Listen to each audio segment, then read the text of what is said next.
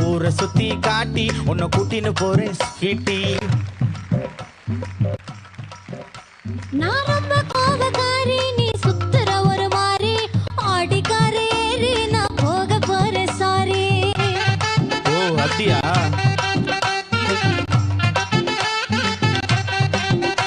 நான் வைக்க மாட்டேன் தாடி, நீ வேணா எனக்கு போடி. இந்த மாமாவை தான் தேடி உன் தங்கச்சி வர ஓடி.